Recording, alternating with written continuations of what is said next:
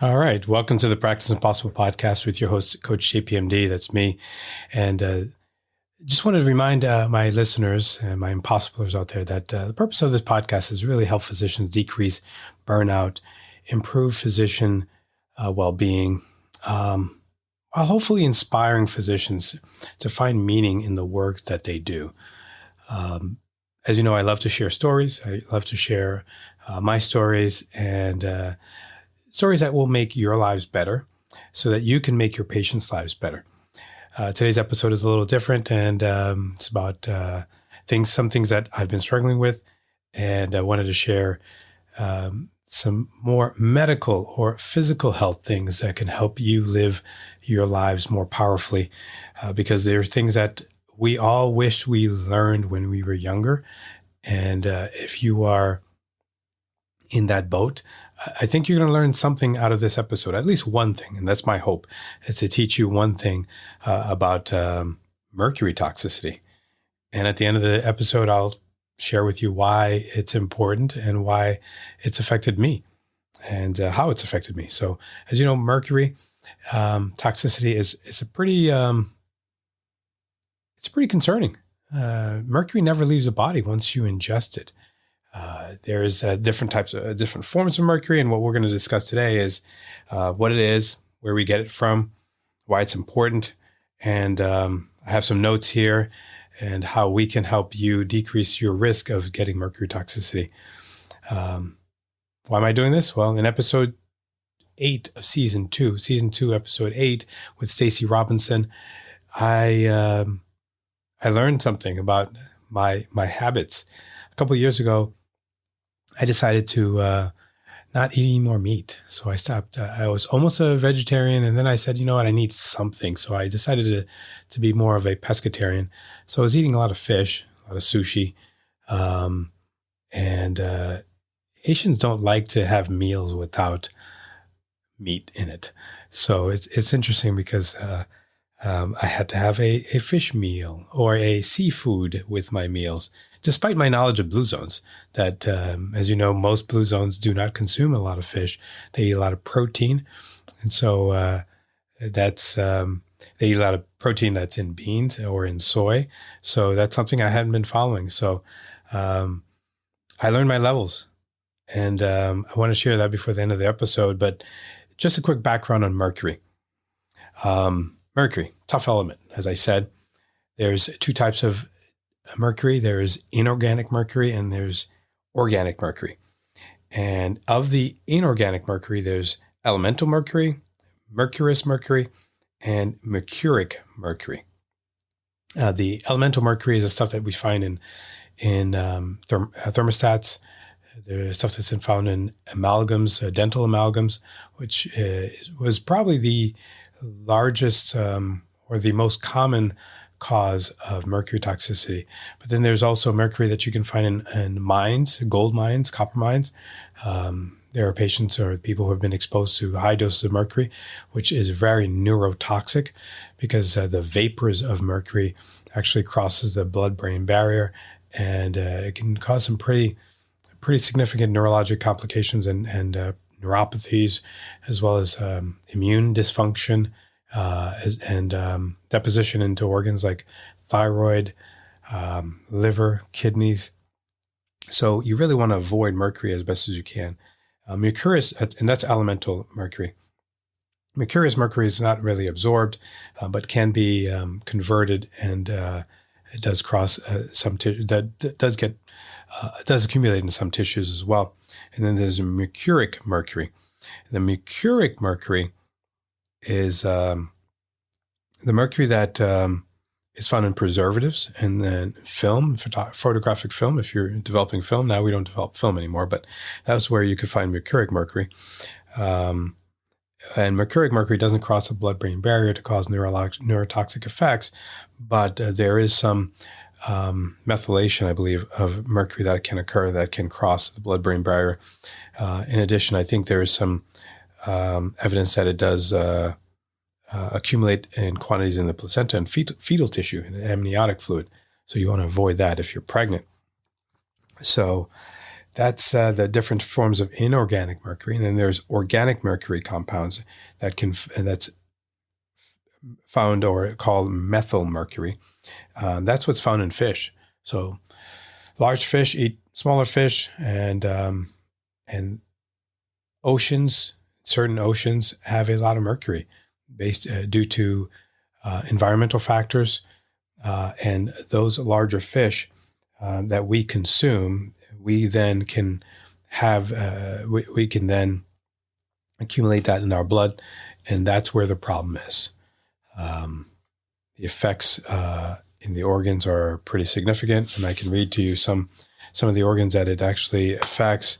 But the chief target organs of vapor mercury, like I said, are the brain, peripheral nerve, renal, immune, endocrine, and then there's the organic mercuries that methylmercury reacts with sulfhydryl groups throughout the body, therefore potentially interfering with the function of cellular and subcellular structures. And I'll share this review article that I found online. It's written in 2012, but not much has changed in terms of what we know about the dysfunction, although there are some studies that are showing that mercury accumulation can be associated with Alzheimer's disease, which I think is very interesting because I can't tell you the last time I checked the mercury level in any of my patients. And so I wonder if that may be something that's, especially in patients who are fish eaters or that consume a large amount of fish, sushi, could that be contributing to either mental disorders, because it can be associated with anxiety and depression, but also with Alzheimer's disease. So something that we definitely need to consider. So how do you measure mercury? So there's 3 ways of measuring it. You can either measure it in your blood, your serum, blood serum, hair.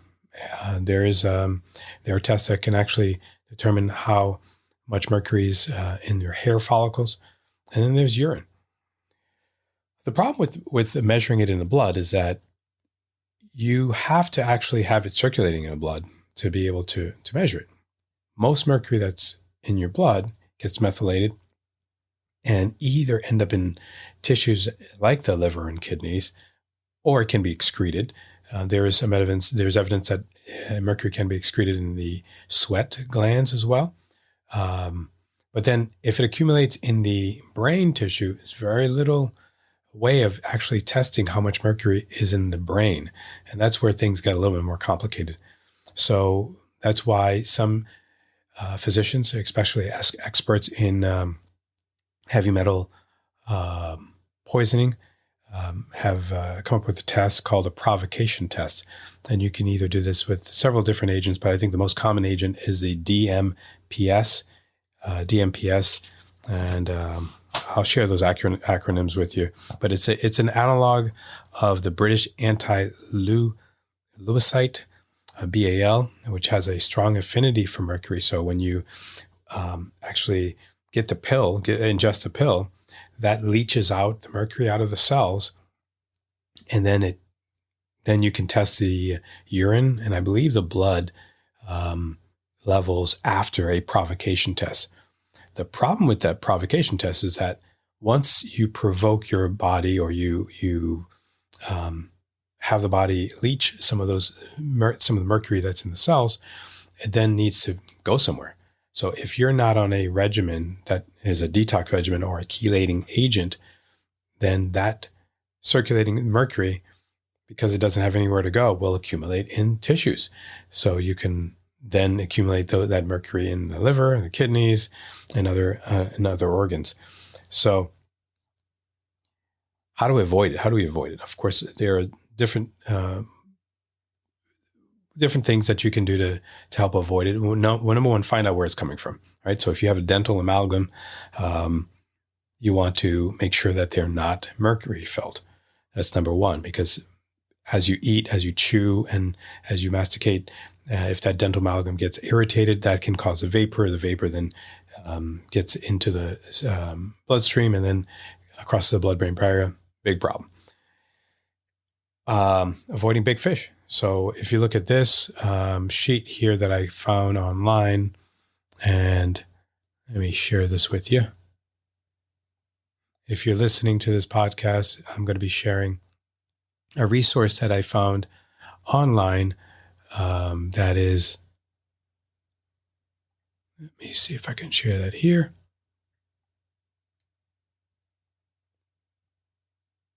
So it's called, the website's called nrdc.org/Mercury. And you can find here that the fish that contain the least amount of mercury are here. And they're usually, it's pretty safe to ingest this.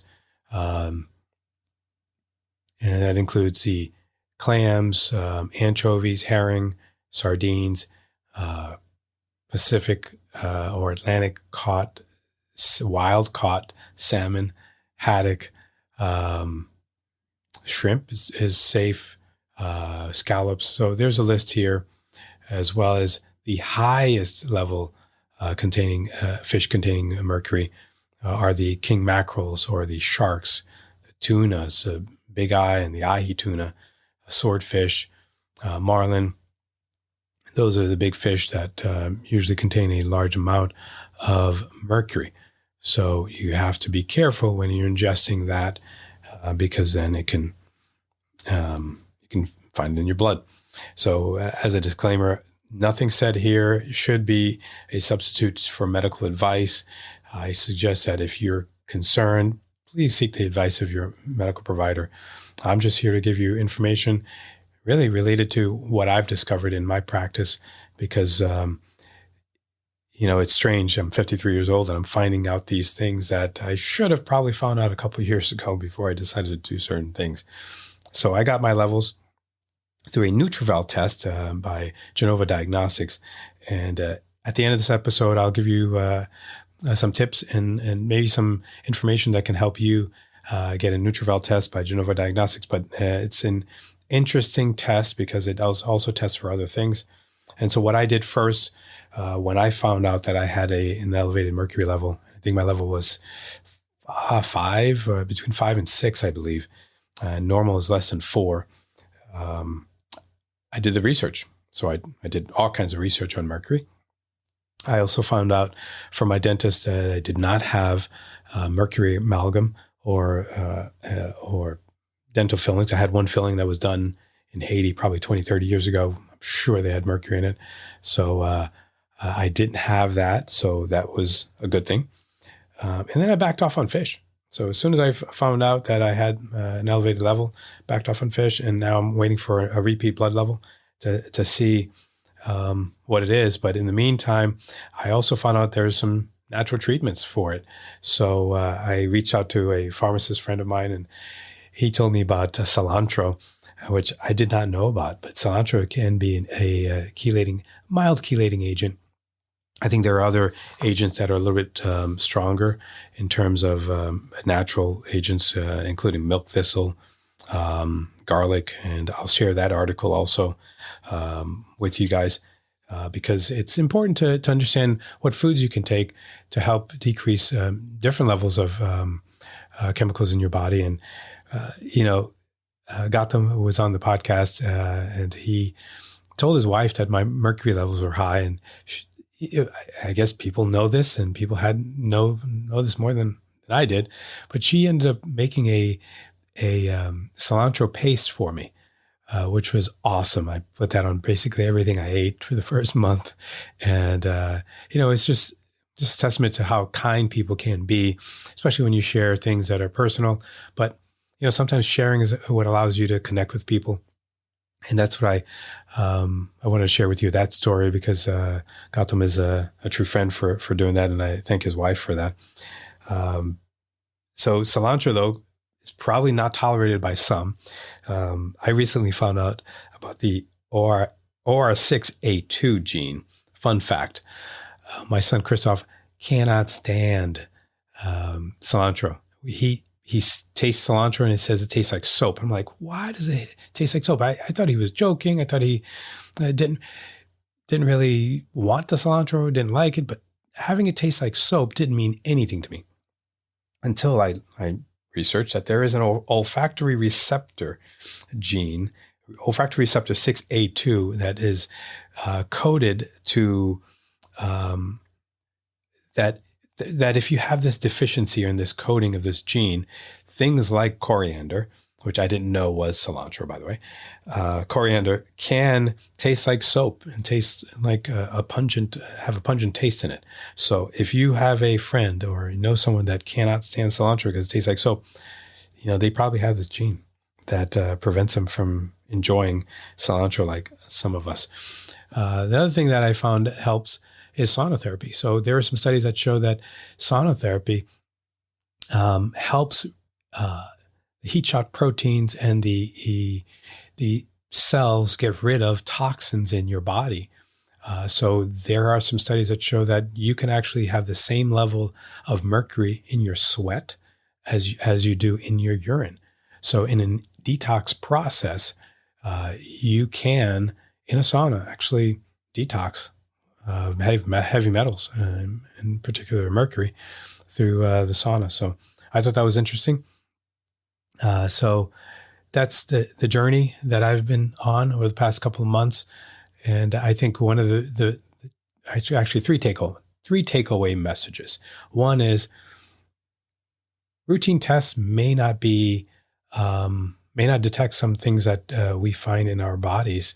And I think if you have a patient that has dementia or have memory issues, have depression, anxiety, with no other cause, or that it just comes out of the blue, I think there should be a screening for heavy metals, because who knows what's going on. And number two, there are some fairly inexpensive tests that you can do to help understand what your body levels of vitamins and toxins are. And if you DM me and Instagram, I'm going to use Instagram now. Send me a DM on Instagram if you're interested in finding out how you can get a Nutravel test from a local provider. I'll shoot you some information on that, and you'll be surprised at what that company is doing for physicians. And number three, I would say, consider alternative treatments. It's always a good thing to do initially, because I'm trying to move away from taking medications that are going to affect me, that could affect me for a very long time. So, and maybe I should include number 4, know what you're eating. So food ingestion, knowing that your supplements don't have mercury in them, knowing that your tuna fish or tuna doesn't have mercury in them, is important, because simple things like that can help you avoid the potential problems that you're going to have, or you could have, with mercury toxicity. So that's the episode on mercury. That's my story. And share this episode with a friend if you know anyone that might be interested, or might be a big fish eater or a pescatarian. Give them some warning that it may elevate your mercury levels. So you got to know what you're doing, and you got to test the levels. It's evidence-based medicine, right? That's what we say. So thanks for listening. Thanks for sharing this podcast with your friend and their friends and colleagues. And hope you enjoyed this episode.